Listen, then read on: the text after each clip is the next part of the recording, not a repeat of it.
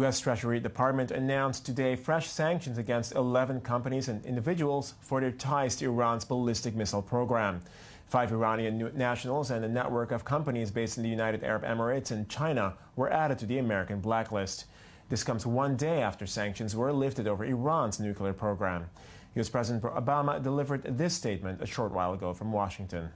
The nuclear deal was never intended to resolve all of our differences with Iran, but still, engaging directly with the Iranian government on a sustained basis for the first time in decades has created a unique opportunity. Of course, even as we implement the nuclear deal and welcome our Americans home,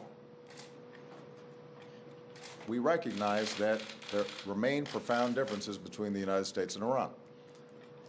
We remain steadfast in opposing Iran's destabilizing behavior elsewhere, including its threats against Israel and our Gulf partners, and its support for violent proxies in places like Syria and Yemen.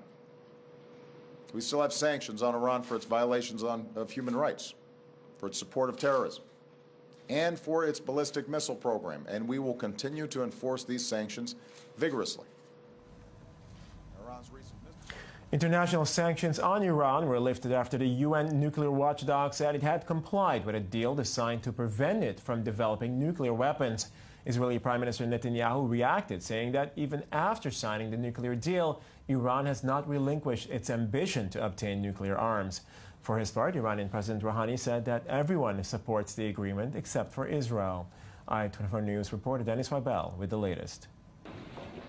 The UN nuclear watchdog, the International Atomic Energy Agency, announced Iran was in full compliance with the July deal negotiated between 6 world powers and Iran over the restriction of its nuclear program. Sanctions against Tehran, described as crippling, were in turn lifted. EU Foreign Policy Chief Federica Mogherini said in a statement that was also read in Farsi by Iran Foreign Minister Mohammad Javad Zarif that the historic deal had gone into full force. Ever since adoption day, we worked hard and showed mutual commitment and collective will to finally bring the JCPOA to implementation. Its proper implementation will be a key contribution to improved regional and international peace, stability, and security. Within minutes, the United States formally lifted banking, steel, shipping, and other sanctions on Iran, a major oil producer which has been virtually shut out of international markets for the past 5 years. Tens of billions of dollars worth of Iranian assets will now be unfrozen, and global companies that have been barred from doing business there will be able to exploit a market hungry for everything from automobiles to airplane parts. Iran has undertaken significant steps that many, and I do mean many, people doubted would ever come to pass.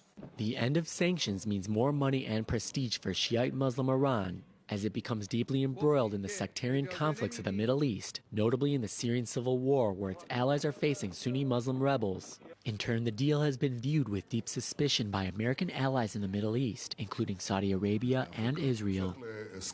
Regarding the Iran nuclear deal, Israel will continue monitoring any international breaches by Iran, including the nuclear deal, the ballistic missile deal, and terrorism. Iranian President Hassan Rouhani hailed the deal as a, quote, golden page in the country's history, but noted bitter opposition from archfoe Israel, some members of the U.S. Congress, and what he calls, quote, warmongers in the region, a clear reference to some of Tehran's Gulf Arab adversaries.